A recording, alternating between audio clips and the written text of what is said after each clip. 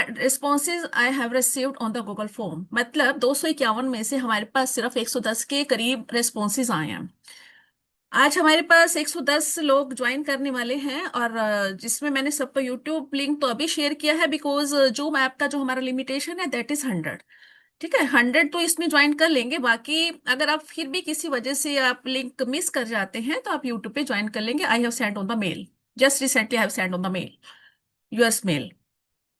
Okay, और resource person हमारे दिल्ली से होंगे, जो ऑलरेडी मिस्टर शिवम जी हैं, ऑलरेडी वही हमारी वर्कशॉप लेते रहे हैं। बाकी सब रिसोर्स पर्सन के अलावा that he is very expert person. जी, आपकी जो भी क्वेरीज होंगी, वैसे तो मैंने देखा है जो हमारे पास गूगल फॉर्म आया, रिस्पॉन्स आया है, बहुत कम क्वेरीज आई हैं लोगों की, क्वेरीज आई नहीं, ना के बराबर आई हैं। ठीक है, इसके बावजूद भी अगर वर्कशॉप अटेंड करते वक्त आपकी कोई भी क्वेरी आती है, इन बिटवीन तो नहीं, लेकिन जैसे जैसे आपके डिफरेंट पैरामीटर्स हैं, इस पैरामीटर्स के बीच में अगर आपकी कोई क्वेरी आती है तो आप बीच में पूछ सकते हैं। Okay, welcome Shivam.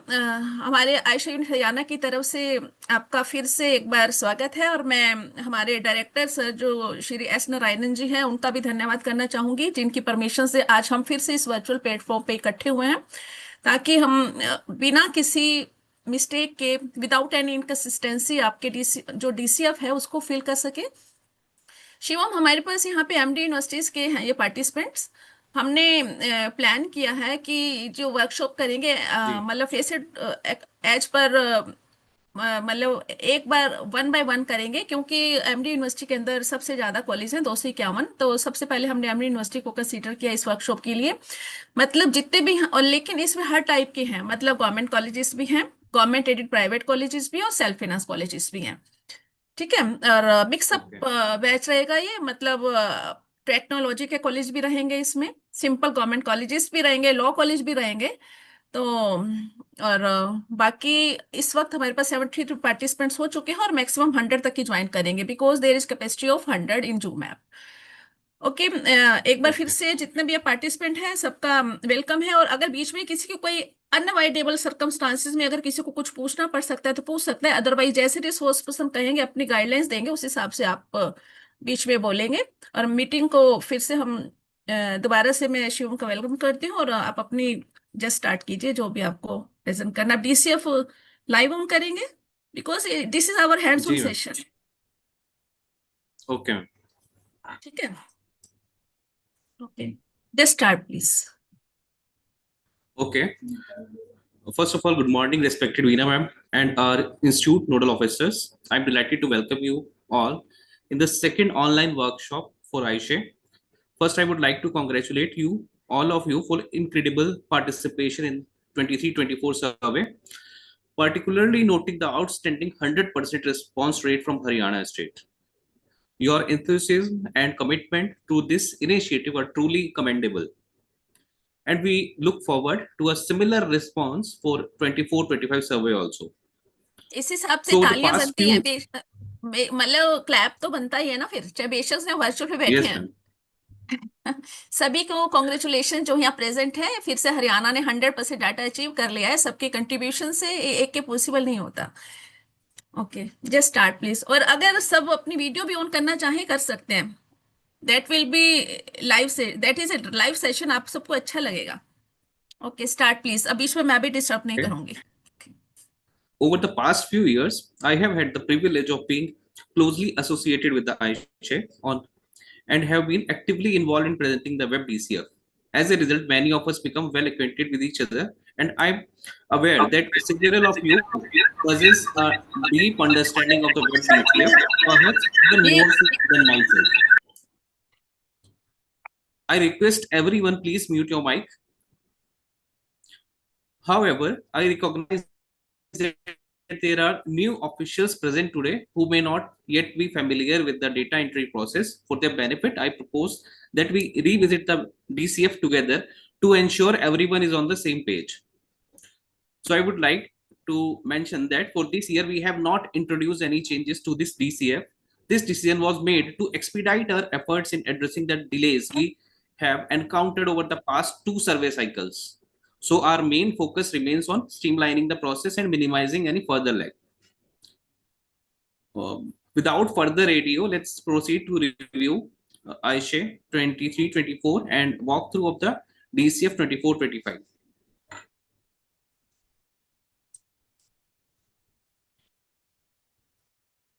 So I'm just sharing my screen.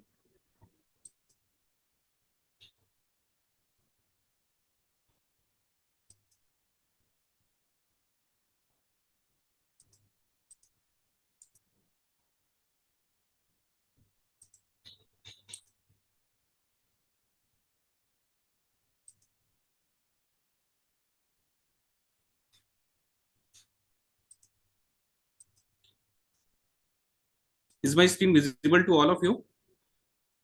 No, it is not visible. Just share. Has started screen sharing, आ रहा है Shiv. Okay. Yes. Now it is visible. Now it is visible. Okay. So as you all are aware, this is our Aisha main portal, that is aisha.gov.in. Shivam blank TCF का भी बता देना इसमें ना, जो ये Okay. जो इसमें एक्सेल का As you है can ना. see here, no, Excel format is not there. I'll share it in the group also, and I already shared. Why this is not on the portal? This is not on the portal. Why? Because due to some server issue, that is not there. But I already shared the same on the WhatsApp Yes, group. yes, you have shared in the group. But Yes, okay, I will then have to share on the mail concerned persons. yes. Please share it on the mail to all the institutions, Okay, ma'am. okay, no problem. I will share. Okay. So as you all are aware, this is a Aisha main portal. So first of all, let's go through all the instructions manual. So for accessing the blank DCF instruction manual and major points to be noted down while filling up the web DCF of 24-25, everything is there as you can see on the screen. Blank DCF is there for 24-25 for college, university and standalone also. Instruction manual for is already there. The updated instruction manual as per Aisha 24-25. Major points are also there as you can see here. Let me show you what newly changed we have incorporated in this instruction manual. As you can see here, we have incorporated recording of enrollment in MBBS course. We have received so many queries since last year. So how can we enter the MBBS enrollment in this module? So here we have incorporated these instructions. As per this detail, you can enter the enrollment of MBBS course whose course duration is 4.5 years. So like this, you can enter here. We have given one example here. Shivam full screen हो सकता है? Okay. Let me download it, ma'am. Just a minute.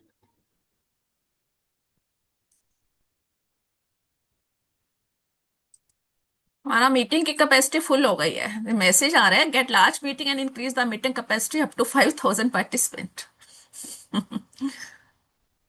That is very costly. Yes. Now it is visible. Yes, yes, it is visible. Okay. Is a manual? Yes, ma'am. It is already there on the portal. Actually, everybody is not aware about it. Okay. That's why a number of Okay. questions are there in the WhatsApp group. Instruction manual is already there. We have updated this manual this year because of this. Because many queries, we are getting so many queries. How can we fill up the MBBS enrollment on the portal? So that's why we have given one example like this. The student who have admitted in 2021, that will come under first year. The student who have admitted in 21-22, that will come under second year, like this. They need to enter here. So all the information is there on the portal itself. I'm telling you again, how can you access these manuals or blank DCF from the portal? Just go to Aisha portal, click on this web DCF. The button is there on the right side. Just click on that. As you can see here, everything is there, like blank DCF for college, university, standalone instruction manual is there. Everything is there.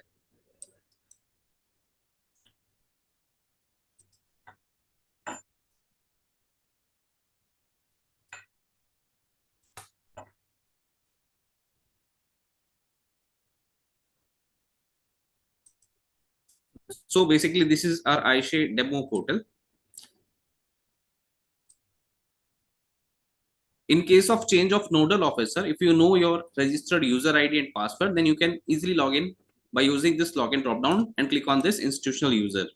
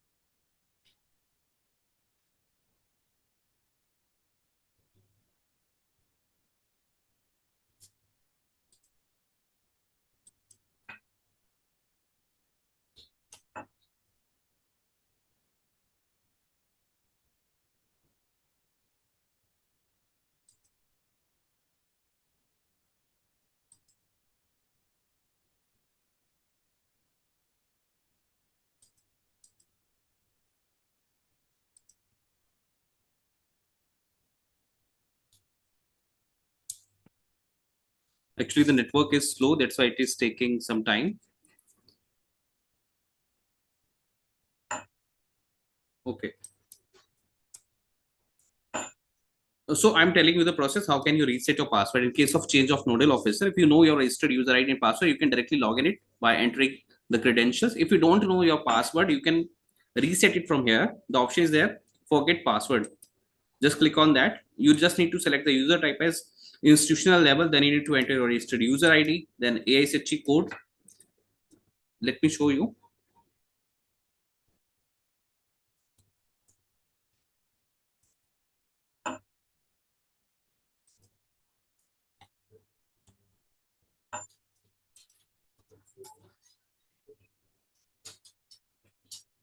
So after entering all these details on the here, like user type, user ID, registered ASHE code, and the verification code, after entering all these information, just click on that button that is verify user. So as you can see here, you just need to validate your registered mobile number through OTP, and after that, you can easily reset your password. In case if you know your registered mobile number, and in case if you don't know your registered mobile number, in that case, you just need to go to the iShare main portal. Let me show you the process.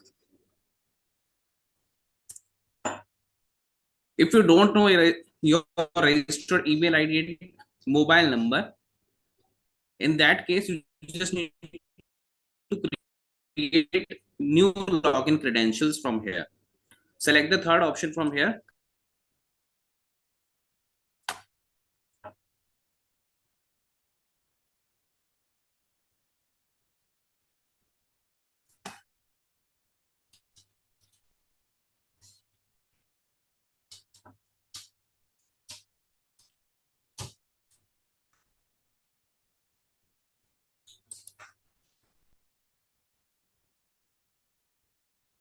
I think most of you are already aware of this. So I'm again telling you.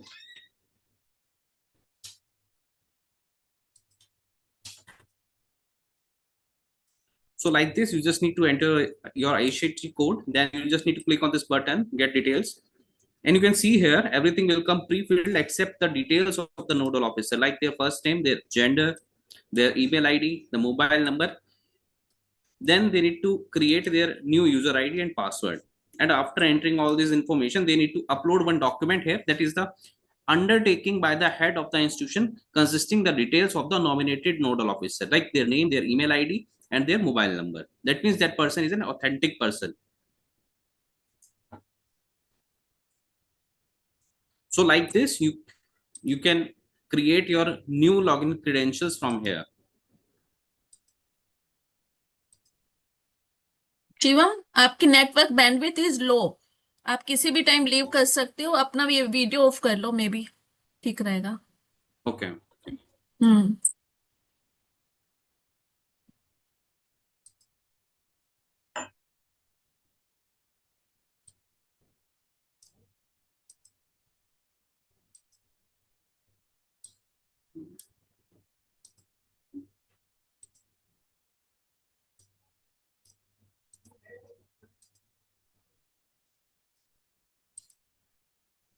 In case if you know the user ID and password, you can directly log in it from here. Let's take an example of Triple IT Sonipat for now.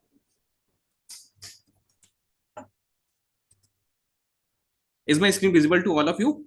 Am I audible to all of you? Yes, yes, you are visible and audible very clearly. Okay. Thank you. So just log in it from here.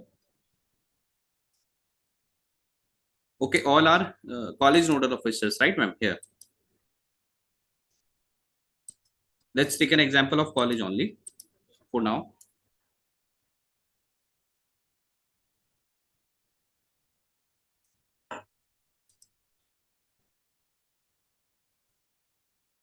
So basically, this is the login screen. After entering your credentials, this screen will be visible to you. Here, the first module is the institution details, and the second thing is the contact detail of the institution. So as you can see here, some details will come pre-filled and disabled, like your institution name, your AISHE code, the institution type, management. All this information will come pre-filled and disabled. In case if you want to update your institution name or institution type or management, in that case, you just need to send a request to your university nodal officer or state nodal officer on the institution letterhead regarding name correction. One document is required, that is the university affiliation letter of current academic year with the updated name. So basically, two documents are required. The first thing is the university affiliation letter with the updated name, and second thing is the request letter on the institution letterhead regarding name correction or institution type change or management change or district change. Either you can approach your university nodal officer or a state nodal officer, or you can directly approach to MOE level also. But your first approach should be your university nodal officer. Then, as you can see here, name of the university to which your institution is affiliated, that will reflect here. If your institution is affiliated with more than one university or statutory body, in that case, you just need to select it as yes from this radio button. Then we already provided you one option to select multiple affiliating university name from here. In case if a particular institution is affiliated to more than one university, then they can select all these university name from here and they can update it. Similarly, for the statutory body also, they can update all the information from here under a single AISHE code. There is no need to take a separate AISHE code for another affiliating university. If your institution is affiliated to more than one university, then there is no requirement of separate AISHE code. All the affiliating university, you can update it from here. Otherwise, you can select it as no. Then here you can update your address, your sub-district, your block, your PIN code, your website, the total area and constructed area. All this information you can update it from here. So after entering all this information, just click on the update button. The second thing is the contact detail of the institution. So here, from here, you can update the institution head details and nodal officer details. So right now, whoever the institution head or nodal officer has been appointed right now, as on day, the day on which you are filling up the web DCF, on the same day, whoever the institution head or nodal officer is there, you just need to update their information only, like their name, their email ID, their designation, their mobile number. In case if you want to update anything on this page, you just need to click on this. Please click here for update.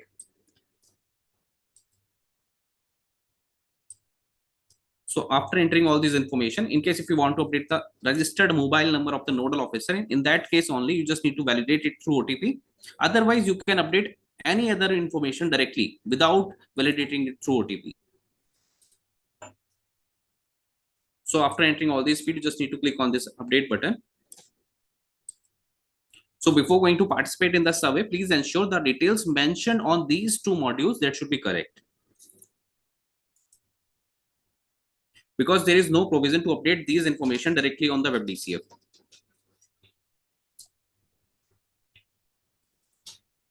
Shivam, queries आप साथ साथ one by one module की लेंगे? Yeah, ma'am. Module by module, we'll take the queries module by module. इसमें तो किसी को problem नहीं है इंस्टीट्यूशन डिटेल्स में? ठीक है, आगे कीजिए।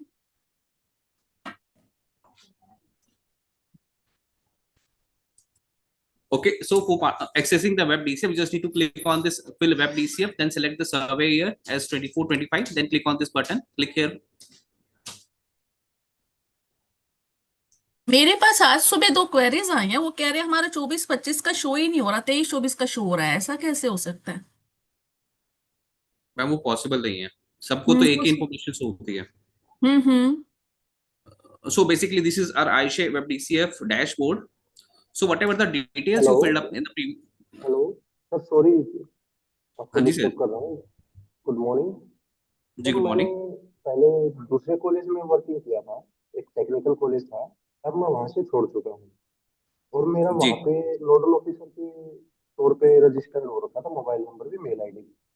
अब मैं जी. जहाँ अब जिस कॉलेज में हूँ वहाँ पे मैं अपना अपडेट कर रहा था, तो मेरा वो मोबाइल नंबर ऑलरेडी एग्जिस्टेड दिखा रहा था पिछले कॉलेज में. सर वो उसको डिटेल्स मैं कैसे? डिटेल्स आप ना एक बार आईशे हेल्प डेस्क पे शेयर कर देना, तो वहां से जी जो नोडल ऑफिसर की डिटेल्स है वो अपडेट कर देंगे, तो फिर आप इजीली यहाँ से अपनी डिटेल्स को अपडेट कर सकते हो. तो वहां अगर मोबाइल नंबर अपडेट हो जाएगा जो नए नॉमिनेटेड नोडल ऑफिसर है उनका, तो जी जी डायरेक्टली जी. आप मतलब यहाँ से अपडेट करेंगे तो आपका अपडेट हो जाएगा.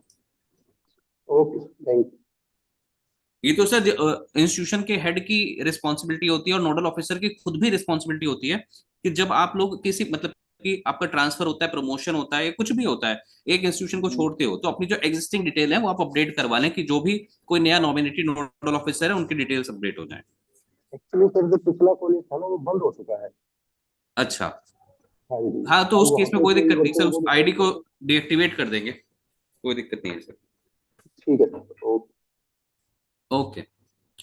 So basically, this is the iShare Web DCF dashboard. From here, you can check whatever the data you filled up in the previous survey, like total number of programs, total intake capacity against all those programs, the total category-wise enrollment, to examination result, teaching staff, non-teaching staff, the sanction post and the imposition, and the scholarship related information. So all this information you can check it from here.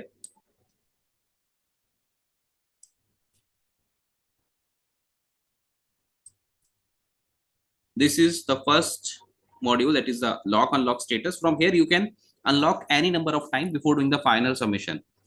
So here some new nodal officers are there. I'm telling you, as you all know, our web DCF is completely sequential.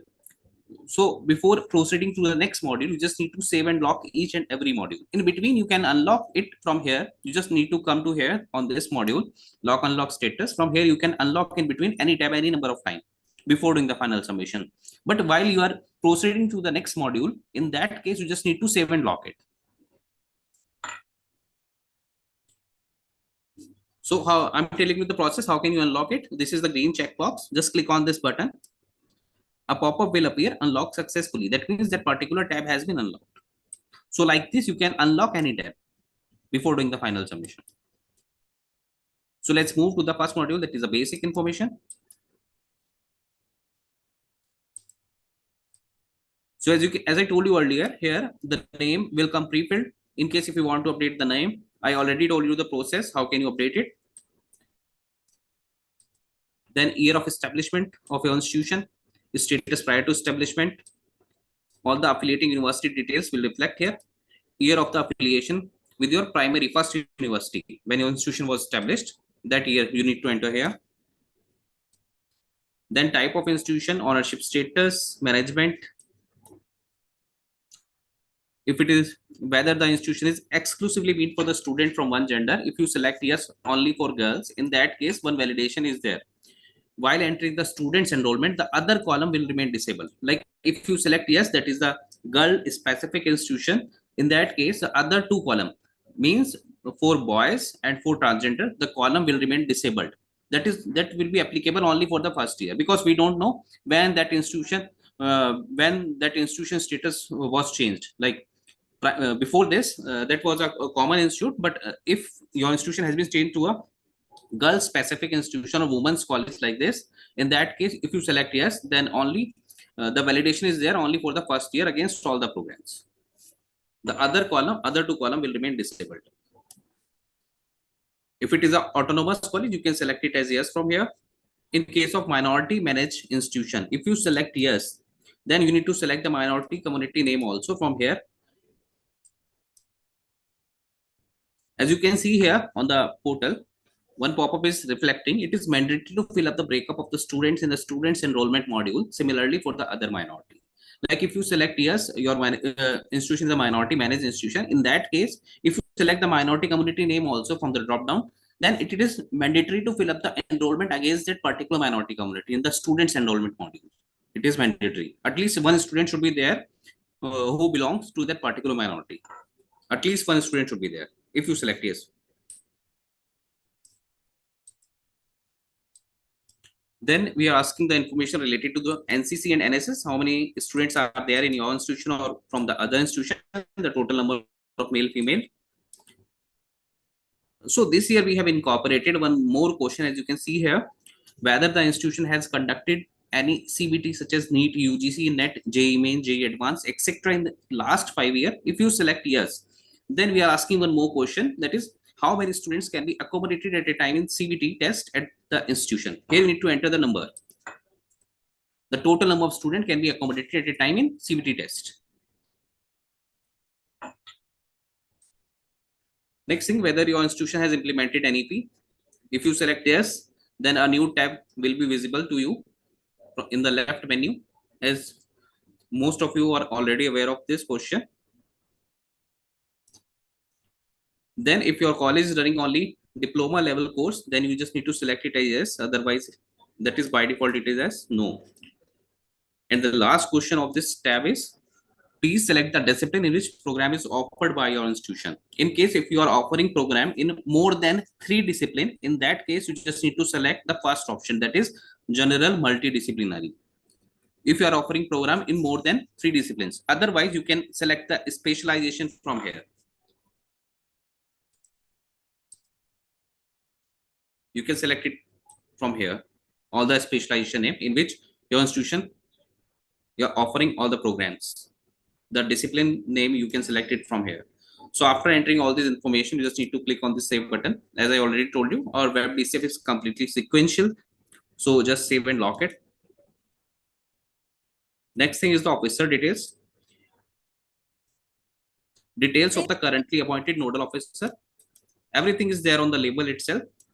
Just read all the labels, all the instruction that is mentioned on each and every tab. Please read before entering any details or updating any details. In case if you want to update anything on this page, you just need to go to the Aisha main portal, as I already shown you. From there, contact detail of the institution. From there, you can update all these information. Here, it is coming disabled. So in case if you want to update, you guys just need to go to the Aisha main portal. From there, you can update all these information. The same change will reflect here.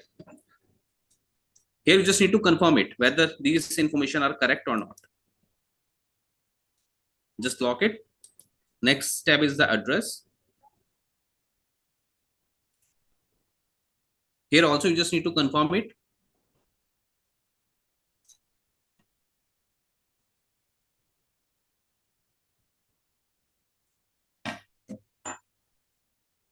In case if you want to update anything, you just need to go to the Aisha main portal. From there, you can update it, as I already shown you.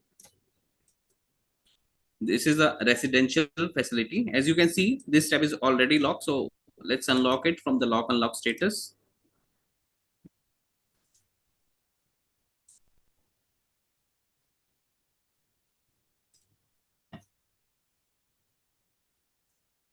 Hello.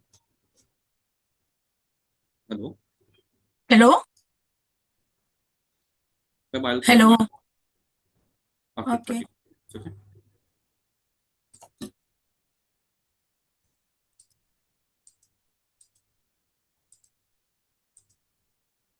So let's unlock all these tabs.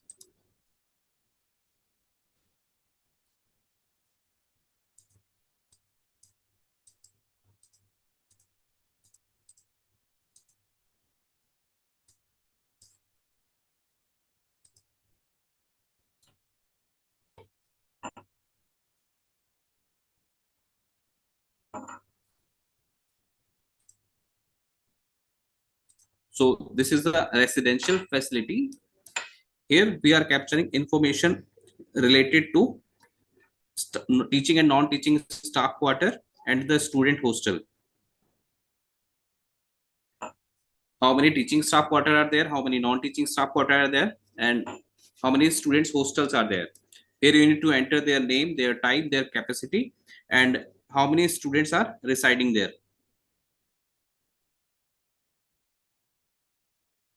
And the last tab is institution bank details. Here we are capturing information like the bank account holder name, the bank name, the address, their IFSC code, the account number, confirm account number, and the type of account. The label is there, the bank account of HA, where students are expected to deposit their fees. This will be used in the PM Vidya Lakshmi portal. So here you can add up to 5 bank accounts.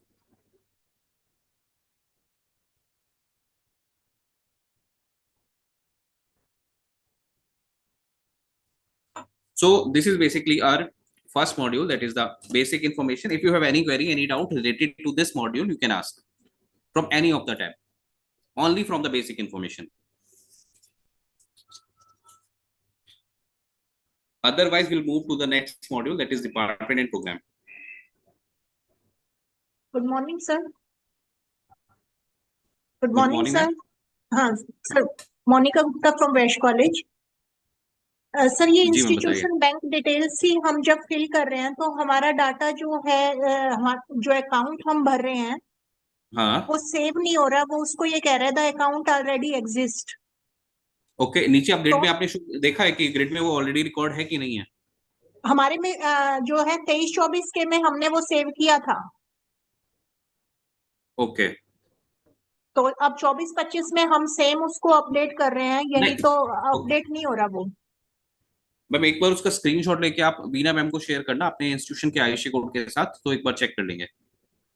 Okay ma'am, okay sir. ये user specific issue है ना ma'am, अगर कोई normal common issue होता है तो हम देख लेते हैं। यूजर स्पेसिफिक इशू है तो आप just take the screenshot and send it to Beena ma'am, तो एक बार हम चेक करके आपको कंफर्म कर देंगे। ठीक है sir. Any other institution who are facing any issue in this module from the basic information?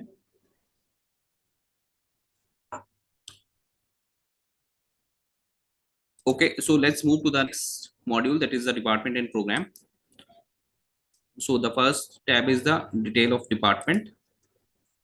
So here you need to enter all the department name. If it is established in your institution like Department of Computer Science, Department of Studies, Department of Arts, like this,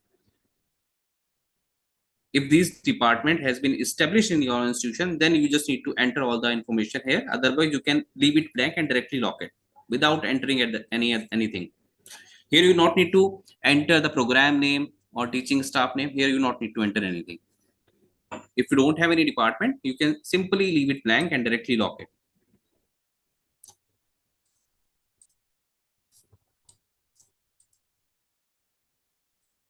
Next tab is the detail of program.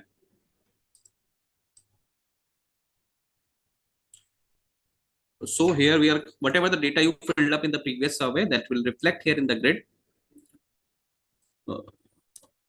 From here you can update it, you can delete it. Delete and update option is already there. In case if any new program has been started in your institution from 24-25, then you can add it from here.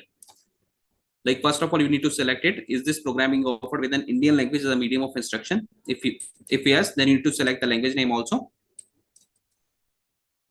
Is this program being accredited by NBA?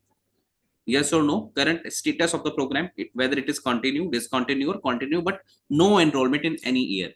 If you select continue but no enrollment in any year, in that case, you not need to enter even 0 in the enrollment module. This option is only applicable in case no institution is there in the complete program in your institution. In first, second, third, and fourth year, there is no student is there. In that case only, you just need to select it as continue but no enrollment in any year.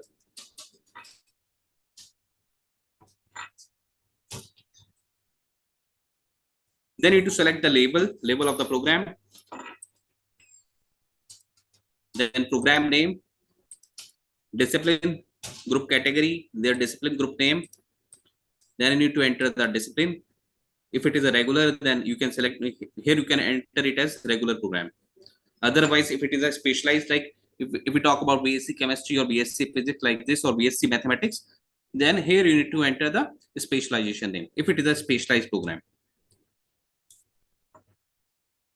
Then year of start of the program, admission criteria, examination system, type, general, self-financing, whether vocational, yes or no, university through which is approved, affiliating regulatory body, duration of the program. Then approved intake, seats for the first year as per the state government rule, as per the reservation policy. Here we need to enter the total number of seats. How many seats are there for general, OBC, SCA and ST and EWS? If any supernumeric seats are there, that is basically over and above seat, then you can enter it here. Supernumeric seats instruction is already there. Supernumeric means seats which are over and above the intake approved by the appropriate authority and government from time to time. Approved intake as per the reservation policy by the concerned regulatory body. Everything is there.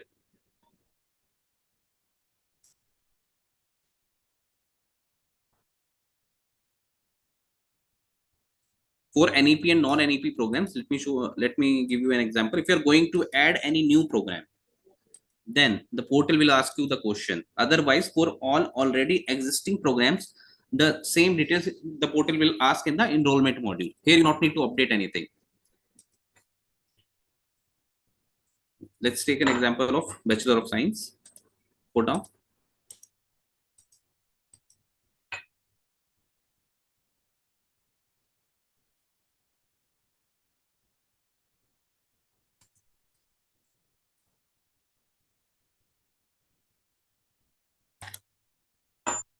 They need to select the year of start of the program,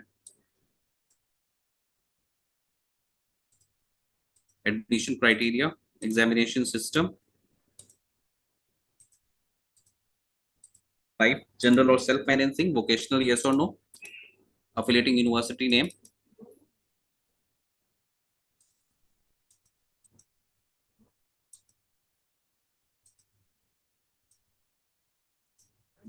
here you can, as you can see, whether this program has been started or like restructured as per the NEP guidance with the course duration 4 year and exit option. If you select yes, then the portal will ask you year of restart oblique restructured. For now, let's select it as 2023.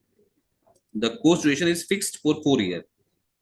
Then you need to enter the general, OBC, SC, ST and total number of seats.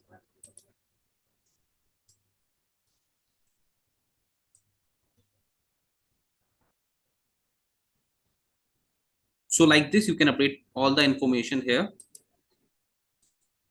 If you are going to add any new program, then the portal will ask you this question. Otherwise, for, as you can see here, this program is already added since previous survey. So here, if I want to update this program has duration of 4 years and convert into NEP, here I not need to update anything on this page. We will update the same thing on the enrollment module. As I told you, for all already existing programs whose details you filled up in the previous survey, here you not need to update anything. You can directly update it in the enrollment module. Let me show you how.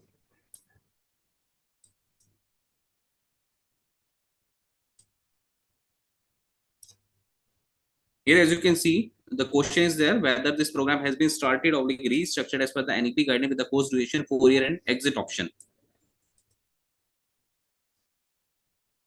If you select yes, then portal will ask you year of start oblique restructured. So let's select it as 2023. So as you can see, the label will updated. NEP 24-25, NEP 23-24. Like this, you can enter all this information. That means the first batch comes in 23-24 and the second batch will come in 24-25. And the third batch is regular batch. That means third year in the current academic year 24-25. And the first year and the second year will come under NEP.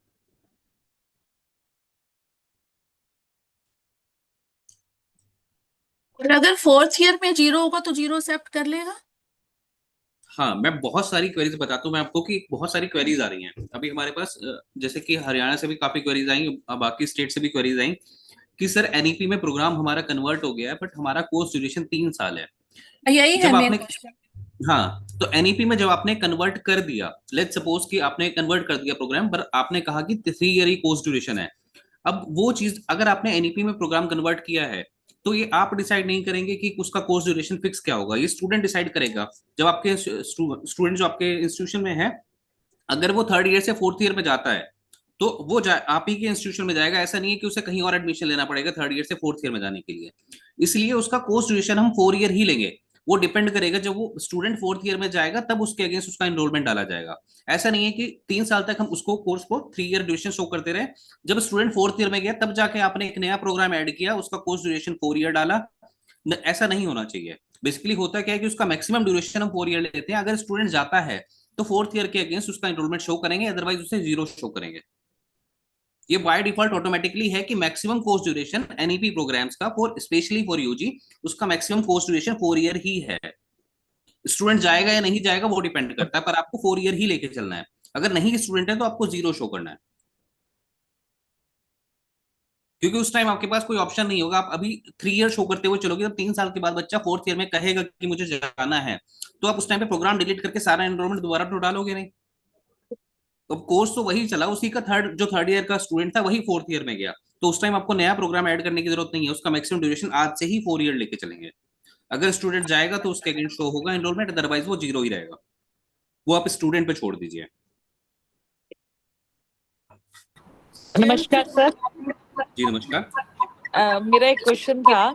जैसे अभी आपने बोला जी कि already जैसे हमारा existed है उसी में हम एनएपी का दिखा सकते हैं कि हमने उसको फर्स्ट ईयर एनएपी में ले लिया है बिल्कुल, मैं फर्स्ट ईयर है एनईपी ना। नॉन एपी बट मेरा एक साथ आ क्वेश्चन जाएगा। ये है कि जी एक्चुअल में जब पहले जो कोर्स था वो था BSc non medical, BSc medical.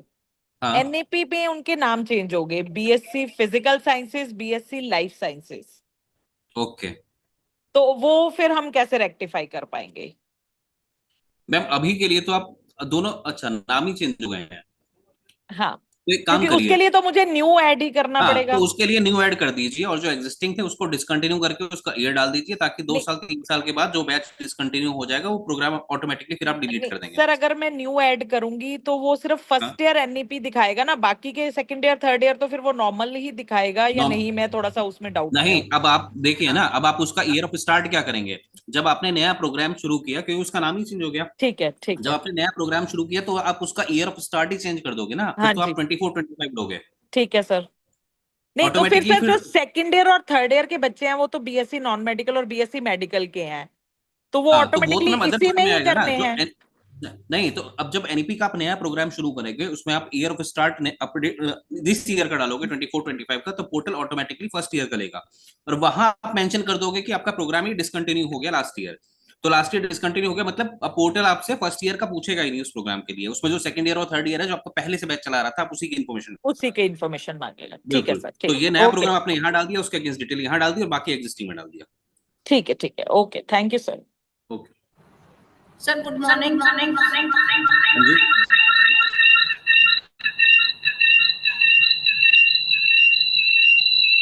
बाकी सभी इंस्टीट्यूशन नोडल ऑफिसर्स में रिक्वेस्ट करूंगा कि अपने माइक को म्यूट कर लें, जब आपकी क्वेरी का टर्न आए तभी अपने माइक को अनम्यूट कीजिए। Sir good morning sir. Ma'am आपकी वॉइस बहुत ज्यादा इको क्रिएट कर रही है। रेनू, रेनू मैम, मुझे लगता है आपने to. Yes, ma'am. I want to my question. इनकी आवाज इको क्यों कर रही है? Hello. रेनू मैम, मुझे लगता है आपने आसपास कुछ और भी ऑन किया हुआ है, कुछ मोबाइल वगैरह भी, मुझे ऐसा लग रहा है कुछ। नहीं मैम, ऐसा तो कुछ नहीं है। आपकी आवाज इको कर रही है। Okay Renu ma'am, ma'am. आपकी क्वेरी लास्ट में ले लें एक बार, आपकी क्वेरी लास्ट में लेते हैं एक बार। आपकी वॉइस इको क्रिएट कर रही है, आपकी क्वेरी लास्ट में ले लेंगे एक बार ना, कंप्लीट बीसेफ होने के बाद। ओके जी।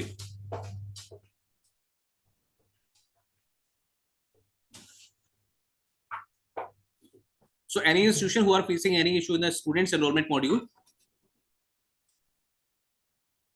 सर एक क्वेश्चन और था कि जैसे हाँ जी अगर बताइए। सेम कोर्स सेल्फ फाइनेंस में भी है, एडेड में भी है, तो अब हमें बोथ सिलेक्ट करना है, सेपरेट नहीं फिल करने।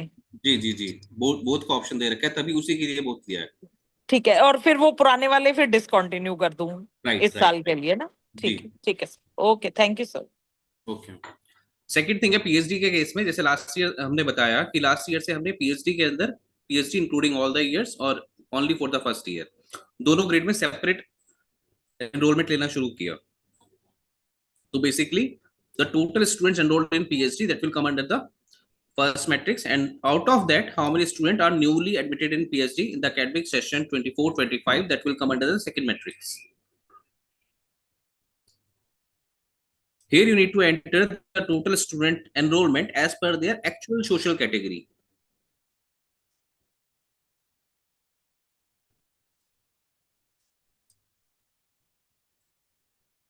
So any doubt, any queries there? I have already given you an example of UG program and PhD. Sir enrolment से लेते हैं problem.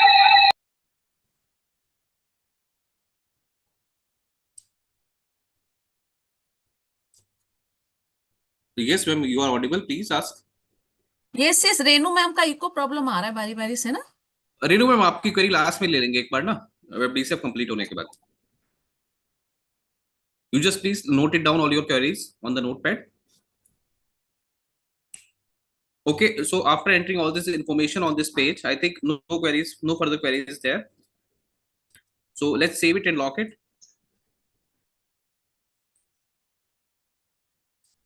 So this tab is the enrollment summary. From here, you can check your total students enrollment against all the programs category wise. So you just need to confirm it from here by clicking on this checkbox and click on the submit button. That means the record visible in this grid, above grid, the total enrollment against all the categories, that is correct. You just need to ensure it from here, just by clicking on this green checkbox button.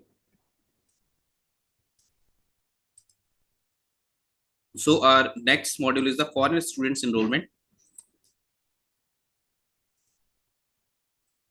If any foreign student is there in your institution, in that case, this question will be applicable for you. In that case, you just need to select it as yes. Then you need to select the name of the program, then method of admission. Then you need to select the country of, then you need to enter the total number of NRI student, PIO student, and other foreign national student. So you can also expand this matrix by clicking on this plus icon, add new entry button, as you can see on the screen. Like this, you can expand this matrix country wise.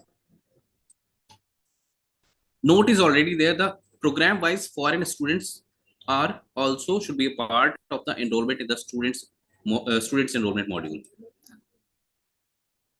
That means the foreign students are also a part of students enrollment module.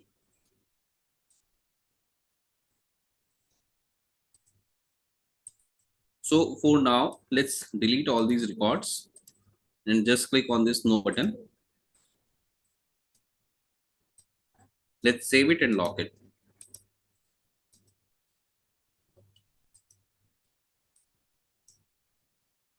Next module is the examination result. Cutoff date is already there. The result of the academic session 23-24. Here you need to select the program name.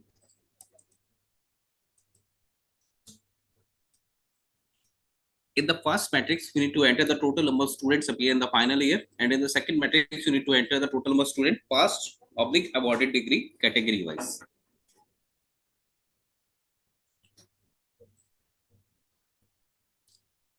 So like this, you need to enter all the information against all the programs in the examination result module.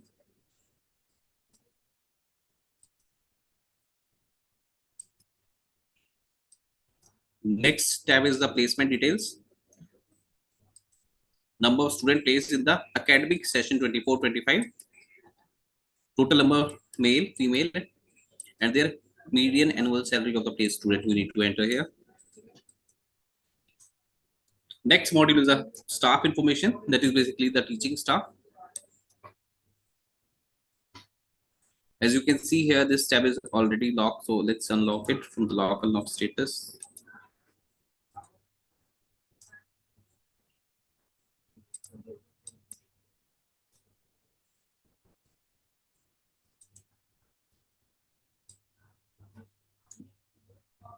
So if you are, in case we are going to add any new teaching staff who is newly appointed in your institution, then you need to click on this button, add new teaching staff.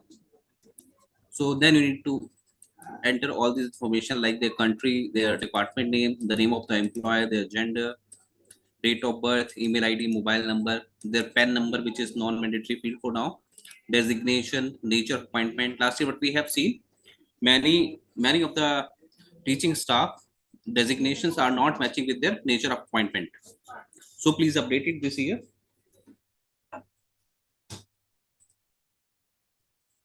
इसमें temporary का option भी है Shivam? Let me show you, ma'am. Everything is there. क्योंकि सुबह एक question आया मेरे पास, दूसरी यूनिवर्सिटीज का था वो। ओके, फर्स्ट ऑफ ऑल उन्हें डेजिग्नेशन सेलेक्ट करना है, असिस्टेंट प्रोफेसर क्या है वो, देन उनका नेचर ऑफ अपॉइंटमेंट। इसमें visiting, contractual, ad hoc, part time, regular, deputation, सब कुछ है। मतलब टेम्परेरी वर्ड नहीं होगा ना, उनको ये कहना होगा कॉन्टेक्चुअल के अंडर भरे, टेम्परेरी देखना है क्या? विजिटिंग। अच्छा, विजिटिंग तो वो होता है ना, विजिटिंग बेस पे होता है, तो वो किस में आएगा? वो कॉन्टेक्चुअल में आएगा। कॉन्टेक्चुअल का तो एक कॉन्टेक्ट होता है ना। ओके, क्या ऑप्शन नहीं है इसमें? टेम्परेरी कह रहे थे। टेम्परेरी गवर्नमेंट कॉलेज हांसी के एक सर का आया था एक मैसेज। ओके, वो विजिटिंग कह और रहे थे कॉन्ट्रेक्चुअल पिछले साल ऑप्शन है। था, तो आप देखिए अगर इसमें पॉसिबल हो सकता है तो। ठीक है, विजिटिंग, पार्ट टाइम और कॉन्ट्रेक्चुअल, अभी 3 ऑप्शन है। ठीक है मैम, एक बार नोट डाउन कर लेते हैं। ठीक है। Okay,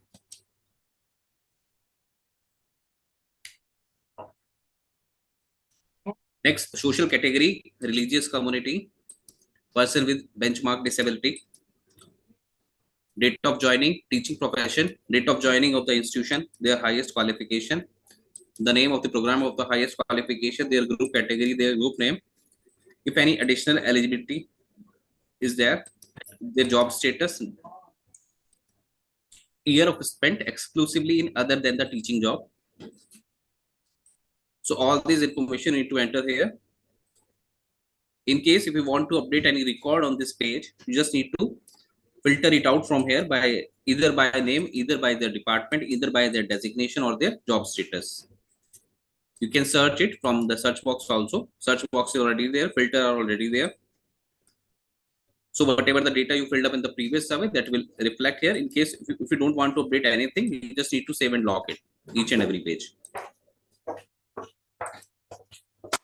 Cutoff date is already there.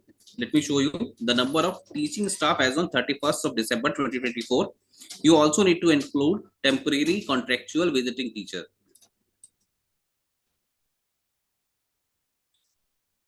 Sir, excuse me sir. हाँ जी मैम। सर, ये 31 दिसंबर 2024 कट ऑफ है। हमारे यहाँ जो टेम्पररी स्टाफ रखते हैं उसको 30 नवंबर को रिलीव कर देते हैं, तो क्या उस स्टाफ का डाटा हमें देना है? मैम, एक कट ऑफ डेट रखने का हमारा ये रीजन है कि हर एक इंस्टीट्यूशन की अपनी एक क्वेरी होती है, तो आप बेसिकली 31 को अगर अवेलेबल है आपके इंस्टीट्यूशन में तो ही आप डालिए उनकी इन्फॉर्मेशन। ओके सर, यानी नहीं डालेंगे वो? हाँ मैम, क्योंकि हर इंस्टीट्यूशन की अपनी एक कट ऑफ डेट होती है ना, कि कोई टीचिंग स्टाफ 10 दिन पहले चला गया, कोई 20 दिन पहले चला गया, किसी ने 3 महीने पढ़ाया, तो उसमें बहुत ज्यादा कंफ्यूजन क्रिएट होती है। तो एक हमने सिंपल सा एक कट ऑफ डेट रखती है, अगर उस दिन को अगर है आपके पास टीचिंग स्टाफ तो आप उसकी इन्फॉर्मेशन डालिए। अगर आपसे पहले वो चले गए छोड़ के, उसके बाद वो कहीं और डिप्यूट हुए, तो नया जो इंस्टीट्यूशन होगा वो उनकी इन्फॉर्मेशन फिलअप करेगा। Okay sir, thank you sir. जी शिवम सर, गुड मॉर्निंग। जी ma'am, good morning. Now my voice is clear? हाँ जी मैम, अब बताइए। Thank you sir. सर, एक तो प्रॉब्लम ये है कि जो हमारा स्टूडेंट्स एनरोलमेंट डाटा है कॉलेज का, वो जो है ना पेज ब्लॉक है। अच्छा, हाँ पेज ब्लॉक होगा, मैंने आपको बताया ना कि देखिए, जब तक आप डिपार्टमेंट और उसके बाद प्रोग्राम, नहीं सर, वो मैं सारा फिल कर चुकी हूँ, पहले भी करती आई हूँ, 4 साल से हाँ, कर रही हूँ। अच्छा स्टेटस भी देख लिया मैंने लॉक अनलॉक का, वो पीछे से ही लॉक है, दिस पेज इज लॉक लिखा हुआ है, उसमें आगे कोई काम हो ही नहीं रहा है। आपका आयुष्य कोड बताओ मैम, लास्ट में एक बार ना क्वेरी, इसको मैं एक बार कंप्लीट कर लेता हूँ सारे मॉड्यूल्स को, फिर लास्ट में मैंने जनरल क्वेरी। वीना मैडम को भेज दिया है सर वो। अच्छा, नहीं, वीना मैम इसको को फिर भेज दिया है? लास्ट में ले लेते हैं, इसको पोर्टल ओपन करके दिखा देंगे ना आपका सर, रीनू हाँ मैम। हाँ हाँ, लास्ट में ले लेंगे क्वेरी। ओके आपका सर, मैं पोर्टल ओपन करके दिखा देंगे। Okay sir hello. मैम। आयुष्य मैं कोड बताइए ये मैम अपना क्या है? टीचिंग स्टाफ से रिलेटेड भी एक है सर क्यूरी यहाँ पर है हाँ हाँ कि हेलो। जब जी हम आप। कॉन्ट्रेक्चुअल के भरते हैं स्टाफ मेंबर्स, तो वो जी, सारे इसी हेलो। में डिटेल आ जाती है। एक एक करके मैम, प्लीज एक एक करके अपनी क्वेरी लीजिए। हाँ, आपकी क्वेरी में ले लूंगा मैम, अपना आयुष्य कोड बताइए एक बार, फिर एक बार आपका डीसीएफ ओपन करेंगे ना तो सारी क्वेरीज एक बार ले लेंगे। सर आयुष्य डीसी कोड बता दीजिए मैम। सर 28265।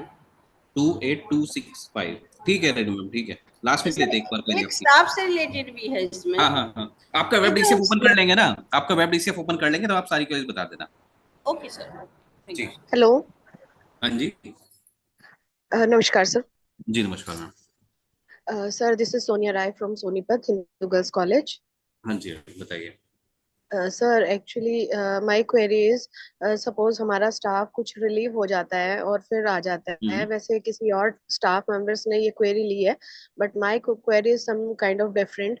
सर, उसमें क्या करना है? सपोज अगर वो कोई फैकल्टी मेंबर 10 इयर्स से है, बट वो एवरी ईयर हम्म। वो 2-3 मंथ्स के लिए रिलीव होता है, तो उनका जो टोटल एक्सपीरियंस टाइम है, तो वो क्या करना चाहिए सर? बीच में से जो ईयर्स है वो रिड्यूस, मतलब उसको कलेक्ट करके, जैसे वो सपोज 1 ईयर बन गया 2-2 मंथ्स करके 10 ईयर में, तो हमारा उसका टाइम पीरियड क्या रखना चाहिए? 8 इयर्स का एक्सपीरियंस है या उसका एक्सपीरियंस नील रखना चाहिए? क्या करना चाहिए sir, please tell.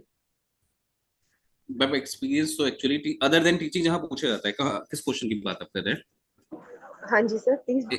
Other than teaching जो पूछा जाता है ऑप्शन ना। सर नहीं, टीचिंग के अंदर नंबर ऑफ इयर्स के जो एक्सपीरियंस के अंदर फिल करते हैं हम, उसकी बात पूछ रहे हैं सर आपसे। पर वो स्टाफ तो कंटिन्यू ही है ना आपके इंस्टीट्यूशन में, मतलब बीच में 1-2 महीने के लिए वो चला जाता है, उसके बाद वो फिर दोबारा सर, वो स्टार्ट। 2 मंथ्स के लिए रिलीव इसलिए करते हैं बिकॉज उसकी कंटिन्यूटी दिखा नहीं सकते, because that is in contractual form. तो मैम कंटिन्यू दिखाइए, कोई दिक्कत नहीं है, उसको ईयर को ऐड करते जाइए, कोई दिक्कत नहीं है। और वो 2 2 मंथ्स का फिर भी है तो कंटिन्यू तो है ही ना। और वो अलग जी रीजन है जी। कि उसको डिसकंटिन्यू करा के फिर दोबारा से उसको लाया जाता है। हाँ, वो तो 2 मंथ्स की कंटिन्यू में शो सैलरी कीजिए, तो कोई पेड दिक्कत नहीं। नहीं है ना? जो बीच में टू हम्म। मंथ्स को रिलीव हुए हैं, उस टाइम में उनको सैलरी नहीं मिलती है सर। अच्छा, अच्छा, इसलिए ब्रेक पूछ रहे आ हैं गया सर ना, फिर आपसे। वो तो ब्रेक आ गया बीच में। ब्रेक आ गया है तो हम्म, हाँ मैम, फिर तो आपको डिसकंटिन्यू करके दिखाना पड़ेगा ना उससे। टू टू ठीक है मंथ्स सर। मतलब वैसे हर साल ऐड होता जाएगा तो मतलब ऑटोमेटिकली वो 1 ईयर 2 ईयर 3 ईयर हो जाएगा। जी जी। Thank you sir. हाँ, ओके। तो उसको मैम रिमूव कर देना, उसके बाद आप कैलकुलेट करना, उसके अकॉर्डिंग आप डिटेल फिल करना। जी जी। Thank you sir. जी।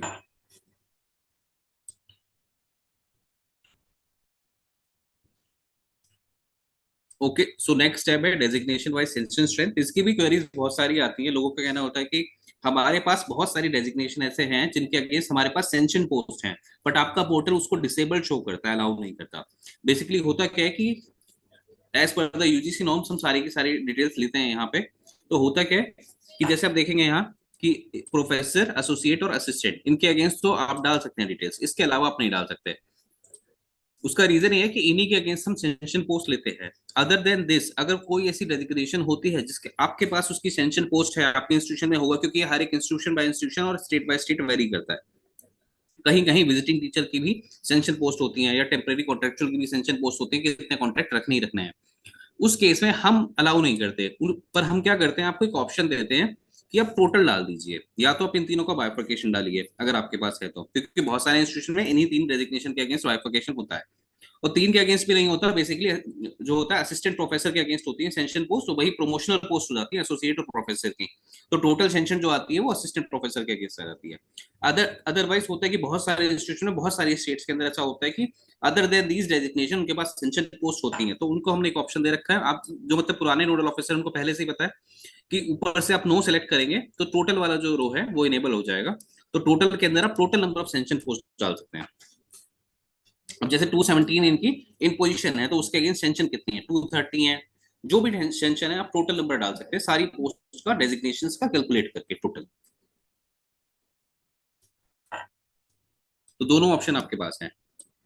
उसके बाद आप जैसे से सेव करके लॉक कर देंगे।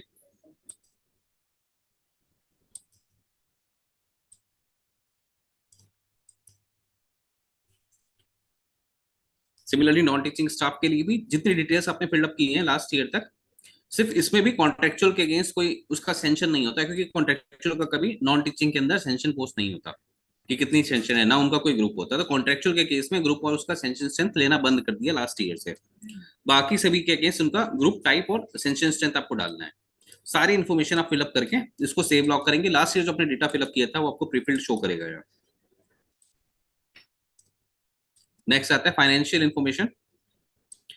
लोगों को कंफ्यूजन बहुत ज्यादा होती है, जो नए नोडल ऑफिसर हैं स्पेशली उनको बताना चाहूंगा कि बेसिकली हम जो डेटा मांगते हैं स्टूडेंट्स का, वो मांगते हैं एज पर द सेशन जो हमारा सर्वे चल रहा है 24-25। बट बात करते हैं फाइनेंशियल की और बात करें एग्जामिनेशन रिजल्ट की, तो बेसिकली आप लोग खुद ही अच्छे से जानते होंगे कि एक ईयर का जब रिजल्ट, फाइनल ईयर का जब रिजल्ट आता है तभी नए एडमिशन होते हैं। मतलब कि जो रिजल्ट आया वो आया जून में या जुलाई में, तो तभी से एडमिशन शुरू हुए नेक्स्ट सेशन के लिए, जो कि सितंबर तक चले, 30 सितंबर तक चले, तो एडमिशन हुए। तो बेसिकली हुआ क्या कि अब वो सेशन कौन सा था, अब स्टूडेंट का तो वो सेशन जब वो न्यू एडमिट आए हैं तो उनका तो सेशन नेक्स्ट वाला होगा। मतलब अगर हम इस सेशन की बात करें, करंटली सेशन चल रहा है, तो 25-26 में एडमिशन होंगे। पर अब जो फाइनल रिजल्ट आया है पिछले बच्चों का जो पास आउट होने वाले थे, उनका तो पिछले सेशन का रिजल्ट आया है, मतलब 24-25 का है। तो इस चीज से हम समझते हैं कि जो रिजल्ट होगा हमेशा एक साल पुराना होगा, क्योंकि वो फाइनल ईयर के लिए होता है। और एडमिशन हमेशा जो आएगा, जो फर्स्ट ईयर का डेटा, जितने स्टूडेंट्स एडमिटेड हुए हैं फर्स्ट ईयर में कौन से आएंगे, जो नेक्स्ट सेशन के होंगे, तो दोनों में एक सेशन का वेरिएशन रहेगा। और इसी तरीके से हम फाइनेंशियल को समझते हैं कि अगर हम फाइनेंस की बात करें तो अब हम ये तो नहीं कह सकते, अगर हम 24-25 का, अगर हम 25-26 का मानिए, अगर करंट सेशन, अभी तो हमारा पोर्टल क्योंकि लैग चल रहा है पोर्टल में इसलिए 24-25 का ले रहे हैं, अगर बिल्कुल अगर कंटिन्यू हमारा सर्वे चलता तो अभी हमारा 25-26 सेशन होता। तो आप ये समझिए कि 25-26 के अंदर अगर हम फाइनेंशियल की इंफॉर्मेशन भी 25-26 की लेते तो कब तक लेते हो, 31 मार्च 26 तक लेते हो, जो कि पॉसिबल ही नहीं था, क्योंकि हमने एडमिशन कब तक के लिए आपसे, सितंबर तक के लिए। और नेक्स्ट ईयर हम कैसे चलेगा फाइनेंशियल, मतलब फाइनेंशियल भी एक साल पुराना चलेगा हमारा। तो फाइनेंशियल कब तक चलेगा, 1 अप्रैल 23 से 31 मार्च 24 तक, अगर पोर्टल की बात करें। As for survey period 24-25, cut off date जो रहेगी फाइनेंशियल के लिए वो रहेगी 23-24 की, जो कि 1 अप्रैल 23 से 31 मार्च 24 तक रहेगी। तो इसमें कंफ्यूजन किसी को क्रिएट नहीं होनी चाहिए कि कौन सी डेट लेनी है, स्पेशली जो नए नोडल ऑफिसर है, पुराने सबको पता ही है, वो सालों से भरते आ रहे हैं, तो उन्हें तो कोई इशू नहीं है। बट नए नोडल ऑफिसर्स के लिए मैंने आपको एक बार कंफर्म किया और बताया कि किस तरीके से, क्यों आपको फाइनेंशियल डिटेल पुरानी लेनी है और क्यों आपको एग्जामिनेशन रिजल्ट पुराना लेना है। तो यहाँ सारी इंफॉर्मेशन प्रीफिल्ड होगी। कोई ग्रांट आपको रिसीव होती है यूजीसी से, डिस्टेंस एजुकेशन काउंसिल से, स्टेट गवर्नमेंट कोई ग्रांट देता है, आपकी यूनिवर्सिटी आपको कोई ग्रांट देती है, कोई लोकल बॉडी आपको कोई ग्रांट देती है, कोई डोनेशन किसी प्रकार की आपके इंस्टीट्यूशन को मिलती है, तो ये सारी इंफॉर्मेशन आपको उसी के अकॉर्डिंग अपडेट करनी है। टोटल फाइनेंशियल पार्ट, ये तो फाइनेंस की बात हुई, इसका एक्सपेंडिचर भी आता है। टोटल एक्सपेंस आपके इंस्टीट्यूशन में क्या है, सैलरी अलाउंसेस पे कितना है, बिल्डिंग पे कितना है, लाइब्रेरी लेबोरेटरी पे कितना खर्चा है, रिसर्च एक्टिविटीज पे कितना है। अगर इंस्टीट्यूशन खुद कोई स्कॉलरशिप देता है अपने स्टूडेंट्स को, ये यहाँ बात नेशनल स्कॉलरशिप की नहीं हो रही, स्टेट स्कॉलरशिप की नहीं हो रही, कोई गवर्नमेंट स्कॉलरशिप की बात नहीं हो रही। यहाँ इंस्टीट्यूशन खुद से अपने स्टूडेंट्स को कोई स्कॉलरशिप प्रोवाइड करता है तो उसका अमाउंट डालना है, अगर करता है तो। कोई ग्रांट कॉलेज को मिलती है तो ये बेसिकली एप्लीकेबल यूनिवर्सिटी के लिए है। कोई इसके अलावा कोई अदर एक्सपेंस आपके इंस्टीट्यूशन में होता है other than serial number 1 to 5, तो आप 7 में डाल सकते हो उसको, टोटल कैलकुलेट करके। इसमें दूसरा स्कॉलरशिप कहाँ से आएगा फिर? मैम दूसरा स्कॉलरशिप तो नॉर्मल चलता है, वो तो हमारा स्कॉलरशिप का मॉड्यूल ही है, वहां तो हम नंबर ऑफ पूछते हैं कि कितने बच्चों को स्कॉलरशिप मिली है, वो तो अलग चीज है। ये इंस्टीट्यूशन अगर कोई खुद से, बहुत सारे इंस्टीट्यूशन, प्राइवेट इंस्टीट्यूशन ऐसे होते हैं जो अपने बच्चे को स्कॉलरशिप देते हैं, प्राइवेट इंस्टीट्यूशन, हाँ, तो वो क्या काफी करते आता हैं है। कि खुद से स्कॉलरशिप देते हैं, तो वो वाली स्कॉलरशिप का अमाउंट डालना है।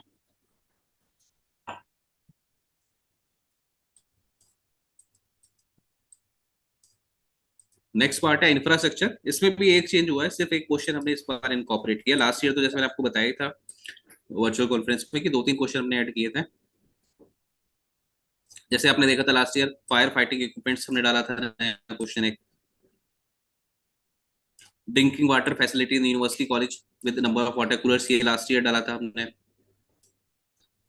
सोलर पावर जनरेशन वाला हमने डाला था क्वेश्चन एक रेन वाटर हार्वेस्टिंग डाला था। तो इस बार हमने क्या डाला, mental health and counselling cell, अगर आपके इंस्टीट्यूशन में है या नहीं है।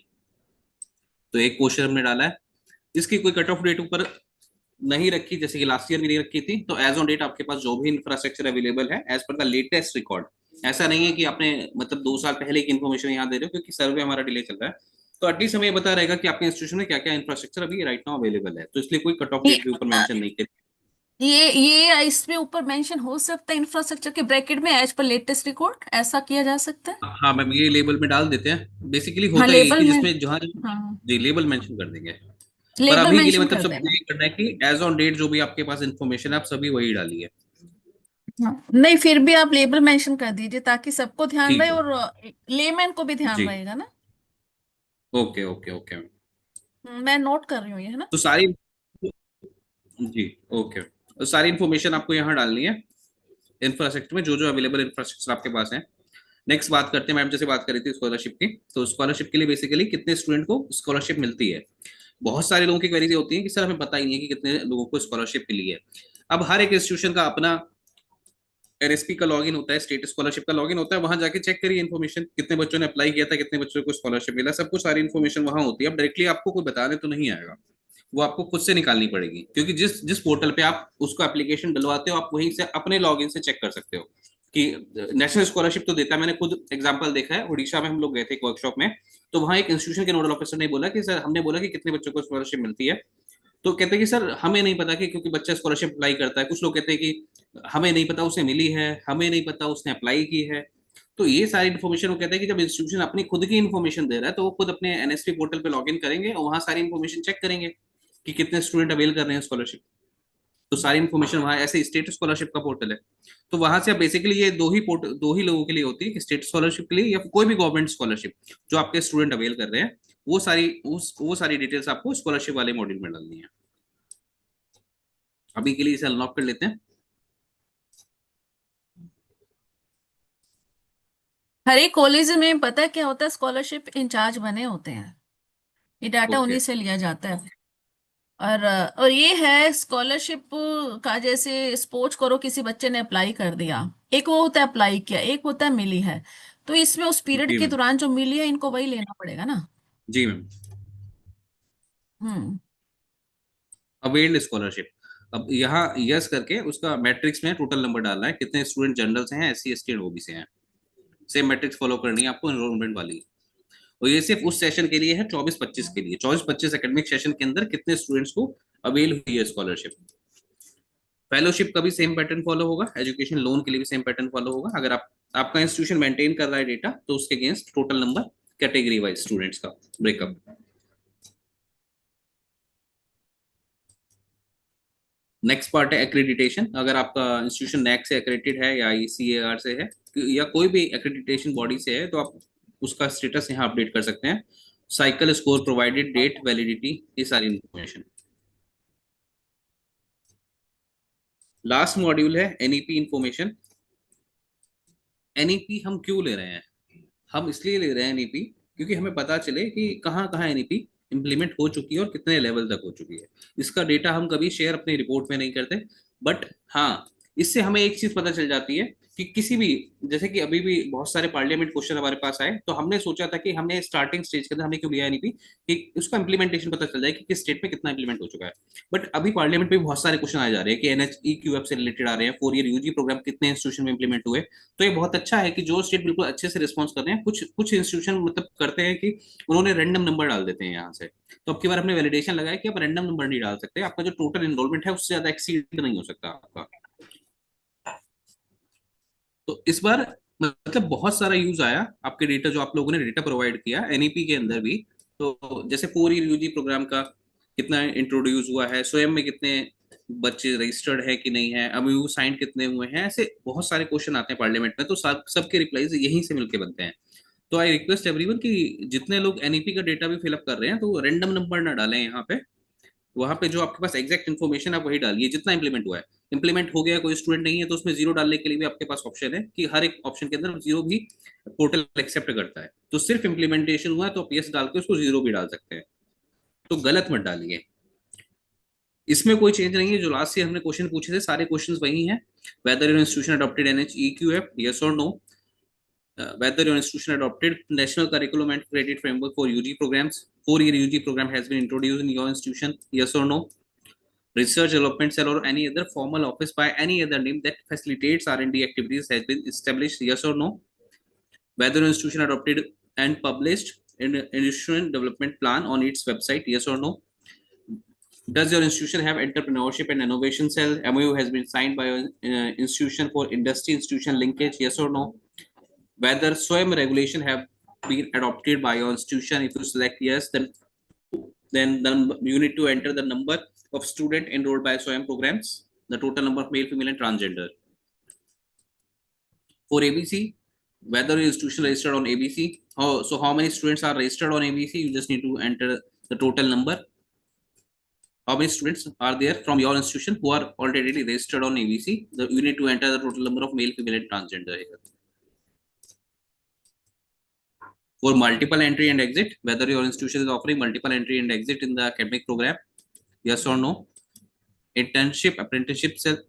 So does your institution have internship cell? If you select yes, then you need to enter the details level wise, the course duration of the internship, how many students undertaking internship, or number of students placed after doing that particular internship. Similarly for apprenticeship cell also. So here you need to select the level first, then you need to select the duration, then you need to enter the breakup, the total number of male, female, and transgender. Next thing is for academic and research, whether your institution has collaboration with foreign HEI. If yes, then for what purpose, academic or research. Then you need to enter the number of active MOU with Indian and foreign HEI for collaboration. Then you need to select the country, the foreign institution name, the area of collaboration. Then you need to select the level. Then you need to enter the total number of Indian students enrolled, number of international students enrolled. You can expand this matrix also by clicking on this plus icon. So level wise, you can expand it. Delete and expand option is there. So for now, let's select it as no. And the last one is the ranking and excellence. So whether your institution participated in NIRF ranking, if you select yes, then you need to select the NIRF category from here. Has your institution participated in any other national ranking? If you select yes, then you need to enter the name of the ranking institution name. If you receive the grade, then you need to select the grade, otherwise rank. Then here you need to enter the rank. In case of grade, you need to select it from the drop down. Next thing is, has your institution participated in any other international ranking? Yes or no? If yes, then you need to enter the name. If you receive the grade, you need to select it. Otherwise, you need to enter the rank. Both options is there.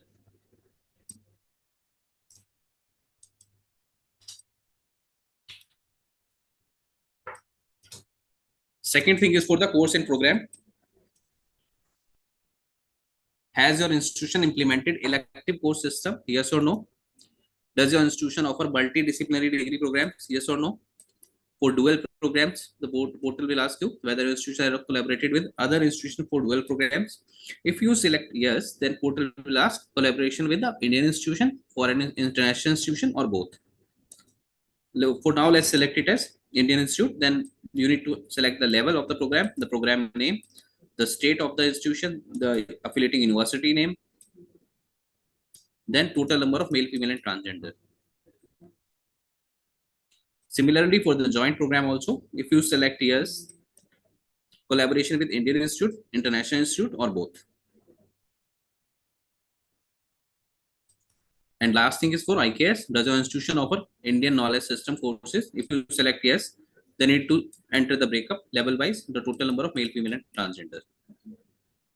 You can also expand it by just clicking on this plus icon, add icon basically.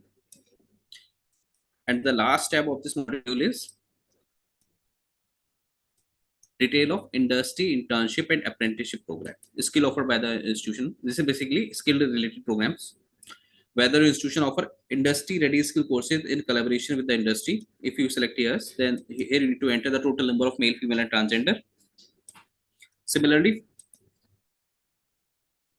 for the next question also, whether your institute offered internship degree program. If you select yes, then you need to select the discipline name from here. Then you need to enter the number of credit obtained after doing that particular internship. Apprenticeship also the same pattern you need to follow. If you select yes, whether institution offered apprenticeship embedded program, then you need to select the program name and then need to enter the name of the partner or collaborated industry name. Here you need to enter it.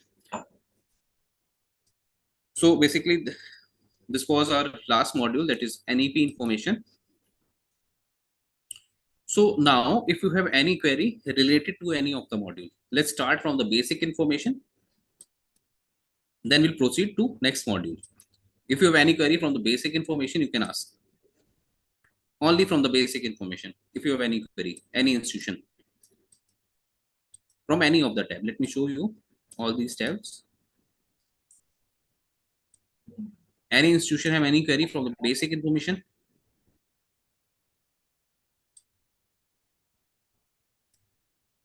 Okay, from the department, detail of program,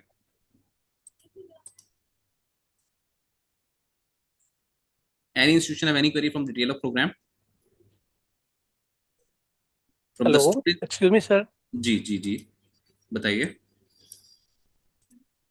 hello हाँ जी sir बताइए, query बताइए अपनी। Hello Shivam ji good हाँ afternoon जी sir, good afternoon sir. मेरी एक query है सर इसमें। हाँ जी बताइए। I am from government college Shivani district Bhiwani. Okay earlier our college was affiliated with MDU Rohtak, I think Okay. in maybe 29 or 2020, and then it shifted to CBLU Bhiwani। Okay और पिछली बार जब हम मान लो उसको डेटा फिल कर रहे हैं तो क्योंकि वो एडिटेबल नहीं था एफिलिएशन हाँ। वाला, हाँ और उसमें दूसरा एक मॉड्यूल है कि आप एडिशनल अगर कोई यूनिवर्सिटी है तो वो आप पिक कर लो, तो हमने वो सीबीएलयू किया हुआ है। तो अगर ऐसा कोई प्रोविजन है क्या कि हम अपनी एफिलिएशन चेंज कर सकते हैं? देखिए सर, प्राइमरी यूनिवर्सिटी जिस टाइम पे आपका नया कॉलेज एस्टेब्लिश होता है, तो आपकी जो पहली एफिलिएटिंग यूनिवर्सिटी होती है जिसके बिहाफ पे आपने आईसी में रजिस्ट्रेशन किया है, तो वो चेंज जो नहीं फर्स्ट टाइम जब रजिस्ट्रेशन किया होता है, फर्स्ट टाइम ओके रजिस्ट्रेशन होता है तो प्राइमरी आपकी वही रहेगी। सेकेंडरी उसके बाद आप कोई भी लेते रहोगे, आती रहेगी। पर हाँ, जैसे आपने बताया कि आपकी जो प्राइमरी थी अब उससे एफिलिएशन है ही नहीं आपको, और फ्यूचर में भी नहीं होने, राइट। मतलब है ना। तो उस केस में आपको करना क्या होगा, अब प्राइमरी और सेकेंडरी क्या हुआ, अब प्राइमरी आपकी चेंज हो गई। प्राइमरी आपने अपडेट करवानी है कहाँ से, अपने यूनिवर्सिटी नोडल ऑफिसर या स्टेट नोडल ऑफिसर से। तो प्राइमरी यूनिवर्सिटी को आप चेंज करेंगे, अब सेकेंडरी में आप उसको डालेंगे, और कब तक डालेंगे, जब तक वो लास्ट बैच आपका पास नहीं हो जाता। हाँ अभी सर कोई बैच नहीं है, पिछले 2-3 बैच से ही नहीं है, लेकिन वो एडिट नहीं हो पा रहा सर, मैं नहीं कर एडिट नहीं नहीं पा होगा रहा ना था। सर। प्राइमरी अच्छा। प्राइमरी एफिलिएटिंग यूनिवर्सिटी को चेंज करने का ऑप्शन सिर्फ एफिलिएटिंग जो आपके स्टेट नोडल ऑफिसर या है यूनिवर्सिटी या नोडल फिर ऑफिसर स्टेट के नोडल पास। ऑफिसर, हाँ सर, उनके पास तो option है। मुझे सर मैम से कांटेक्ट करना होगा या यूनिवर्सिटी नोडल हाँ, वीना ऑफिसर मैम से? से आप कांटेक्ट कर लीजिए। ओके। हाँ, तो वो आपको सर, यूनिवर्सिटी मतलब कर एमडीयू देंगे। हट जाएगा और सीबीएलयू भिवानी हो जाएगा फिर? बिल्कुल सर एक बिल्कुल। मिनट बताइए, एक मिनट सर।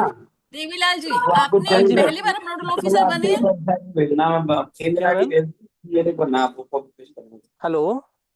हेलो सर, हाँ आप जी नोडल मैम। ऑफिसर अभी बने हैं? आपने नहीं डाटा मैम, लास्ट ईयर भी था मैं, और लास्ट ईयर जब तो मीटिंग फिर? हुई थी ना, उस हाँ टाइम मैं हाँ, वो डेटा ऑलरेडी सबमिट कर चुका था उससे। अच्छा। हाँ, और लेकिन 20th ऑफ लेकिन फेब ये के तो अराउंड हुआ था वो, राइट। इन बिटवीन साल के कभी भी आप रिक्वेस्ट भेज सकते हैं हमारी मेल पर।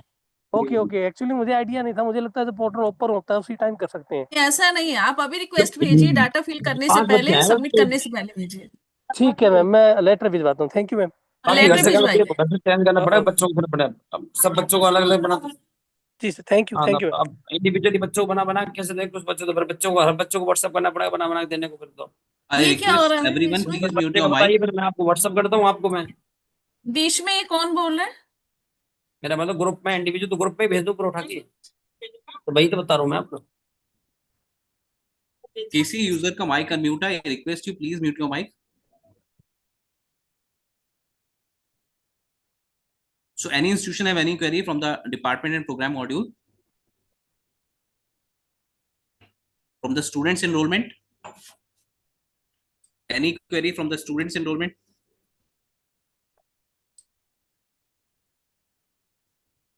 From foreign students enrollment, examination result? Any institution have any query?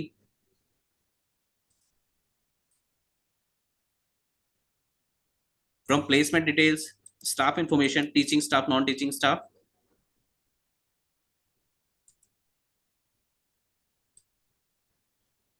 Designation wise sensing strength?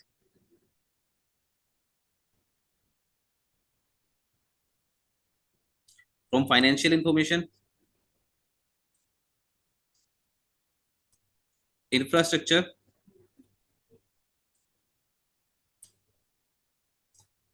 Scholarship, accreditation. Sir एक जस्ट ए मिनट, हाँ स्कॉलरशिप जी, के लिए सर ये जो एक कॉलम है किसके लिए सर? मुस्लिम माइनॉरिटी, यस हाँ सर, जी, हाँ मुस्लिम बताइए। माइनॉरिटी आउट ऑफ टोटल, तो ये आउट ऑफ टोटल का क्या मीनिंग है सर? मैं बताता हूँ सर, बताता हूँ, एक मिनट रुक जाइए। कंफ्यूजन बहुत लोगों को होती है इसमें, तो बता देता हूँ आपको कि आउट ऑफ टोटल क्या होता है। हाँ अभी के लिए जैसे कि बीएससी प्रोग्राम सेलेक्ट कर, इसको चेक कर लेते हैं जो हमने एनरोलमेंट डाला हुआ है यहाँ पे। अब देखिए यहाँ पे क्या होता है, आपको पहला रो जो है, पहला रो जो सबसे फर्स्ट रो आ रहा है आपका, टोटल आ रहा है। अब टोटल जी स्टूडेंट जो है, अब टोटल में से कितने होंगे, पहले चीज तो टोटल बाइफर्केशन कैटेगरी में आपने डाल दिया कि कितने स्टूडेंट जनरल के हैं, एससी एसटी जी ओबीसी और ईडब्ल्यूएस के हैं, तो टोटल आ गया फर्स्ट रो में। अब हाँ जी उसी में से मतलब अब वो एससी स्टूडेंट पीडब्ल्यूबीडी में भी आ सकता है, एससी स्टूडेंट मुस्लिम माइनॉरिटी में भी आ सकता है, एससी स्टूडेंट अदर माइनॉरिटी में भी आ सकता है। अब ठीक है इसके अंदर सारे केस सिनेरियोज बन गए। तो अब टोटल आपने फर्स्ट रो में डाला, उसके बाद अदर माइनॉरिटी। अब अदर माइनॉरिटी कम्युनिटी के अंदर भी बहुत सारी चीजें हैं, जैसे कि क्रिश्चियन हो गया, बुद्धिस्ट हो गया, जैन हो गया। हाँ तो अब होता क्या है, वो अदर माइनॉरिटी के अलग अलग पार्ट हो गए कि अदर माइनॉरिटी के अंदर किस कैटेगरी के अंदर आते हैं। तो अब जब आप यहाँ, मैं आपको अनलॉक करके दिखाता हूँ कि वो टोटल क्यों पूछता है आपसे। अभी के लिए अनलॉक कर लिया हमने इसे, स्टूडेंट्स एनरोलमेंट।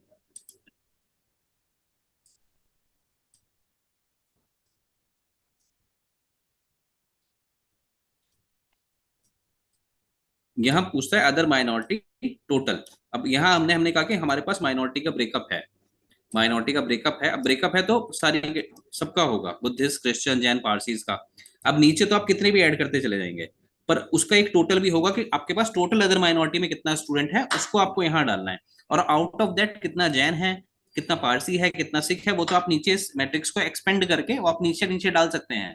पर अब अगर आपके पास बुद्धिस्ट भी है, क्रिश्चियन भी है, जैन भी है, पारसी भी है, सिख भी है, या कोई अदर भी है, सब सब सारी कैटेगरी के अंदर आपके पास है, तो देखिए आप प्लस आइकन दे रखा है, इसको आप एक्सपेंड करते जाएंगे, जितना जितना एक्सपेंड कर जाएंगे, पर इसका टोटल भी कहीं ना कहीं आएगा। तो हमने टोटल वाला रो ऊपर ले लिया ताकि आपको ये बता रहे कि अदर माइनॉरिटी के कितने स्टूडेंट हैं, और जो ये टोटल होगा वो आउट ऑफ अब वाले टोटल के होगा। तो इसका हमने टोटल दे दिया, अदर माइनॉरिटी के अंदर टोटल आपके पास स्टूडेंट कितना है, चाहे वो जैन से है, पारसी से है, सिख से है, क्रिश्चियन से है, बुद्धिस्ट से है, टोटल आप डालेंगे ऊपर। एंड आउट ऑफ दैट अगर आपके पास और भी ब्रेकअप अवेलेबल है कम्युनिटी वाइज, तो आप जैन सिख पारसी का सेपरेट मतलब अलग अलग भी डालेंगे, पर ऊपर टोटल तो आएगा ही आएगा। तो मतलब ये टोटल में हमारे एससी के मान लो 4 मेल हैं हमारे पास, और हाँ, उस एससी के एससी में हाँ, से एक मुस्लिम माइनॉरिटी है, तो यहाँ एक आएगा। नहीं सर मुस्लिम का तो है ही नहीं ना, मुस्लिम का ऑप्शन ही नहीं है, मुस्लिम का तो सेकंड आपका थर्ड रो में आ गया ना, वो तो पीडब्ल्यूबीडी के नीचे हाँ मुस्लिम माइनॉरिटी। हाँ जी, मान लो हमारे पास मुस्लिम माइनॉरिटी का कोई एक कैंडिडेट है, और हाँ, टोटल हमारे पास मेल कैंडिडेट 4 है, और मुस्लिम माइनॉरिटी का एक है, तो यहाँ 1 आएगा। तो मुस्लिम ऊपर चार आएगा, माइनॉरिटी नीचे एक मेल, आएगा। अच्छा जो ठीक टोटल है, वाली रो है आउट ऑफ, ऊपर चार आ गया, और आउट ऑफ दैट चार एक मुस्लिम माइनॉरिटी से है। राइट, ठीक है सर, थैंक यू वेरी जी। मच।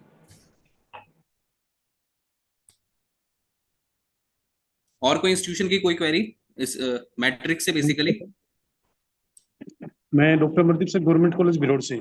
हाँ जी सर बताइए। ये जो प्लेसमेंट का डाटा हम जो देते हैं सर, ऑन कैंपस इसमें प्लेसमेंट, हाँ सर। ऑन कैंपस का ही देना, या हमारे जो बच्चे जॉब में लग जाते हैं ग्रुप सी डी नहीं नहीं नहीं, या किसी ऑन में कैंपस प्लेसमेंट दीजिए सर। वो कंफ्यूजन बहुत ज्यादा क्रिएट होती है ना कि ऐसे हर इंस्टीट्यूशन में बच्चे बाहर से भी प्लेस्ड हो जाते हैं, तो अब हम कौन सा डेटा दें। तो ऑन कैंपस प्लेसमेंट उस एकेडमिक सेशन के अंदर कितनी हुई है, आपको वो टोटल नंबर देना है, मेल फीमेल।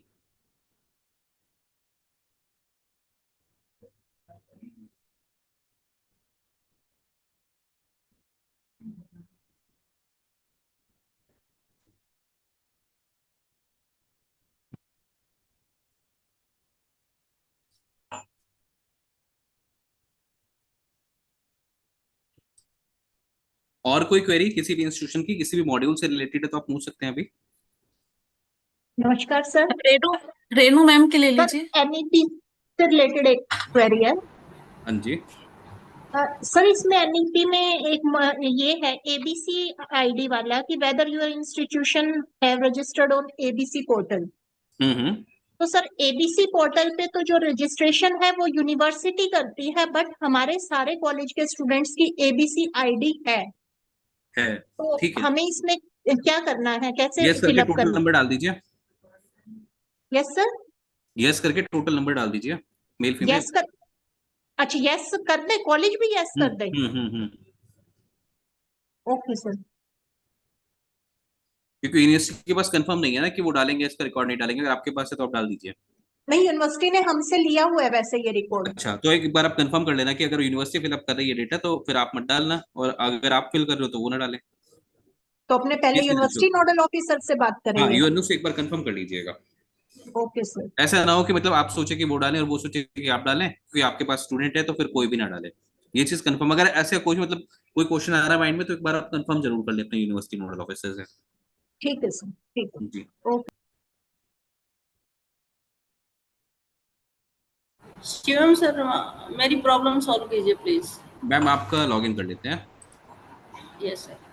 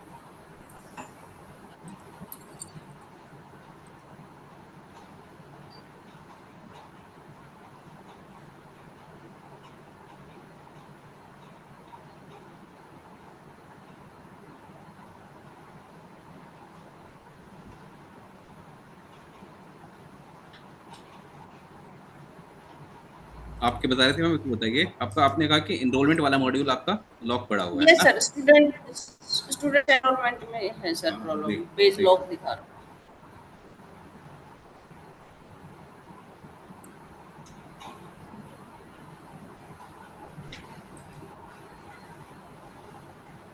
हाँ मैम दिखाएगा ना, देखिए डिटेल ऑफ प्रोग्राम, Yes, मैंने बोला ना आपको कि जैसे कि आप नेक्स्ट मॉड्यूल पे आप जाते हो तो उससे पिछले yes, वाला sir. सारे के सारे मॉड्यूल्स को लॉक कर दें। इस मेरे को यही वो डाउट लग कर रहा था कि रखे हैं सर। नहीं, मैं प्रोग्राम देखिए ना, अनलॉक पेंडिंग पड़ा हुआ है। अब मैं आपको एग्जांपल दिखा देता हूँ, आपको लग रहा होगा। पहले मैं एनरोलमेंट पे चलते हैं तो चेक कर लेते हैं ओके कि क्या सर। ये अनलॉक है। तो लॉक पड़ा है, तो देखिए ऊपर लॉक पड़ा है, दिस पेज इज हाँ लॉक। अब इसका स्टेटस चेक करते हैं, लॉक अनलॉक स्टेटस से वो क्या कहता है। अब जी, लॉक अनलॉक स्टेटस कहता है कि ये पेंडिंग है, और मॉड्यूल यस कहता है सर, कि लॉक है। अब उसका रीजन क्या है? लॉक है। रीजन ये है कि उससे प्रीवियस वाला जो मॉड्यूल था वो लॉक नहीं था। देखिए कहाँ दिख रहा है लॉक, ये है ही नहीं लॉक। अब मैं इसे अगर लॉक कर दूंगा तो मैं प्रोसीड करके चेक करूंगा तो ठीक आएगा। देखिए प्रोग्राम अपडेट ही नहीं है। प्रोग्राम आपको पहले कंफर्म करना है, उसके बाद आपको एनरोलमेंट पे जाना है। जैसे आप प्रोग्राम को सेव लॉक ओके करेंगे, सर। हाँ, क्योंकि एनरोलमेंट ओके डायरेक्टरी सर। से प्रोग्राम आपके पास पड़े हैं, पर आपने पोर्टल को कंफर्म नहीं किया ना कि आप वही रखने वाले हो भी। Okay sir. अब देखिए यहाँ पे हट गया, अब उसके बाद आप सिंपली एक प्रोग्राम सिलेक्ट करेंगे यहाँ पे, और उसके अगेंस्ट मैट्रिक्स खुल जाएगी और एनरोलमेंट डाल देंगे। ठीक है सर आपके पास तो खुल गया, मैं एक बार अपना खोल के देख लूं?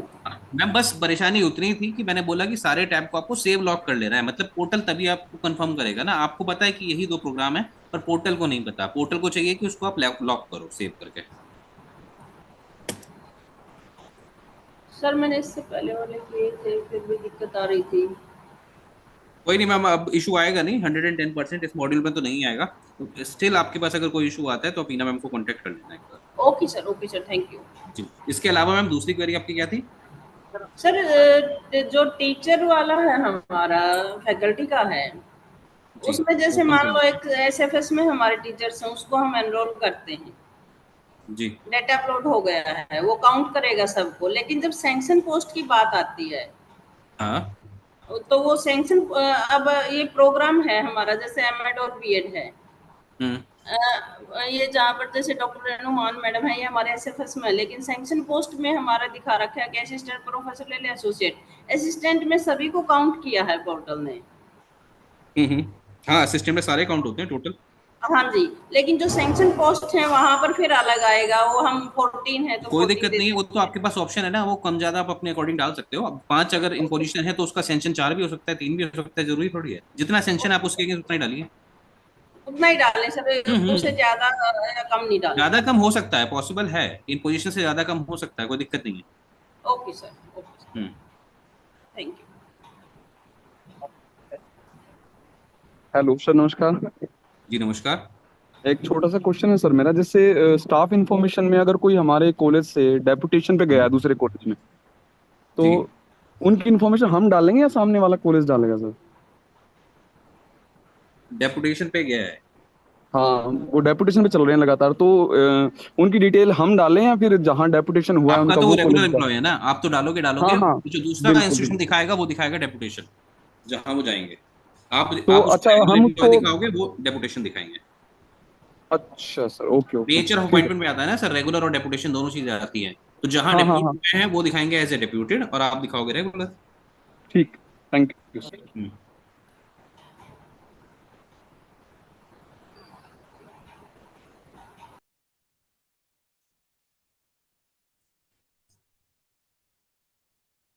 और कोई इंस्टीट्यूशन की कोई भी क्वेरी अगर है किसी भी मॉड्यूल से रिलेटेड तो आप पूछ सर सकते हैं। ये वीना मैम का ईमेल एड्रेस क्या होगा सर?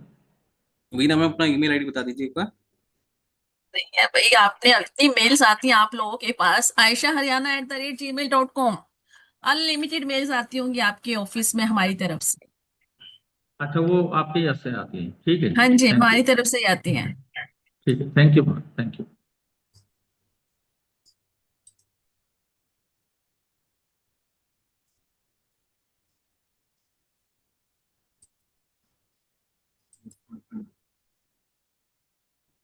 आई थिंक सबके क्वेरीज दूर हो चुके होंगे। और बेशक से सर्वे का टाइम 3 मंथ्स का दिया है, लेकिन आप सब लोग वेट मत कीजिएगा कि कब 3 महीने पूरे होंगे, कब हम डाटा फिल करेंगे। आपने अभी वर्कशॉप किया है, अभी मतलब साथ साथ कोशिश करना इसे फिल करने की। फिर भी अगर कोई टेक्निकल प्रॉब्लम आती है, आप डायरेक्ट हमसे कांटेक्ट कर सकते हैं, मेल पर भी और फोन पर भी। ठीक है शिवम।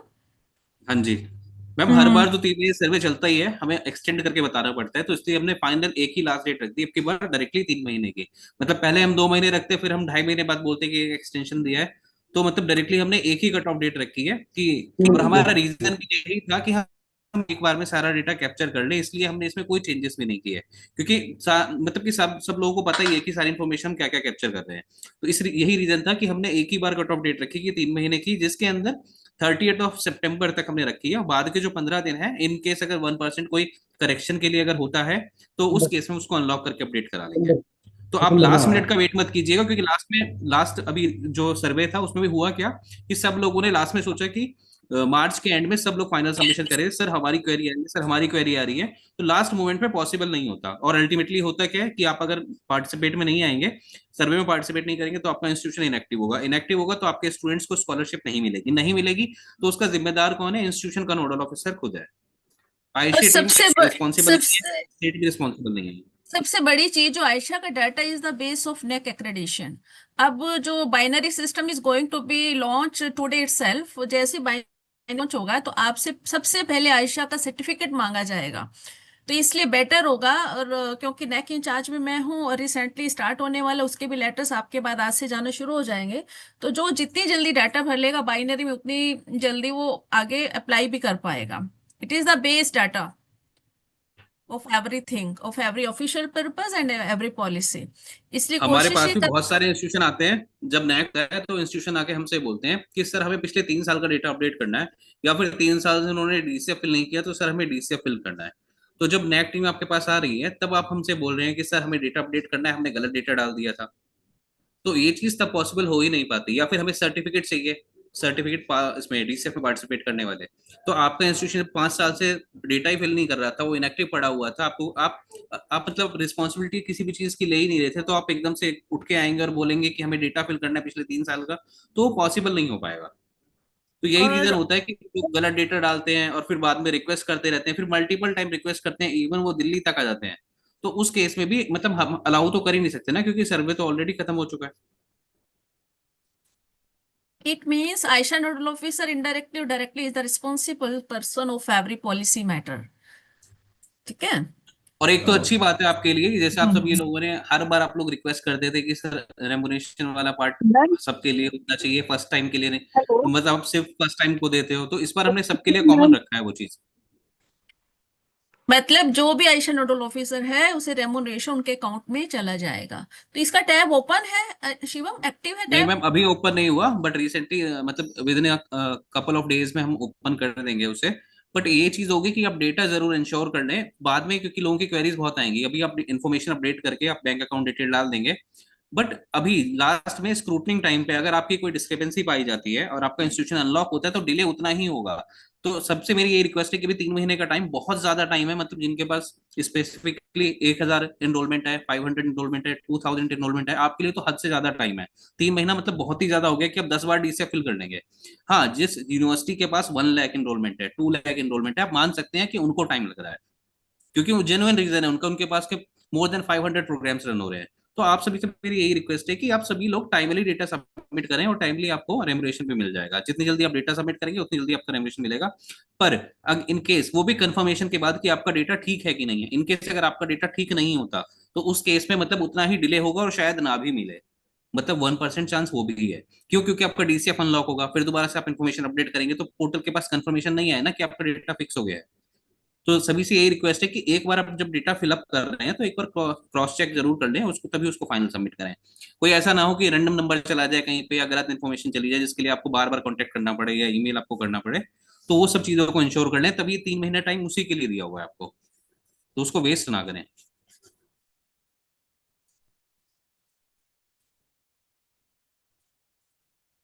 हाँ सोनिया मैम आप कुछ कह रहे थे? Yes sir. सर मुझे ये पूछना था, जो ये जो फॉर्म भरे 24-25 तो करंटली आपका सेशन चल ही रहा है, तो 25-26 कहाँ से डेटा आएगा आपके पास? ठीक है सर, 24-25 का ना सर? 24-25 का एनरोलमेंट, एग्जामिनेशन रिजल्ट पिछले सेशन का, सबकी कट ऑफ डेटा मॉड्यूल के ऊपर विजिबल है, आप देखेंगे ना डीसीएफ ओपन करके हर एक मॉड्यूल के अगेंस्ट उसकी रेफरेंस डेट विजिबल है, उसी के अकॉर्डिंग आप डालिए। ठीक है सर। जी नमस्कार सर। जी नमस्कार सर 24-25 डाटा फिल करने की लास्ट डेट कब है सर? सर लास्ट डेट 30 सितंबर।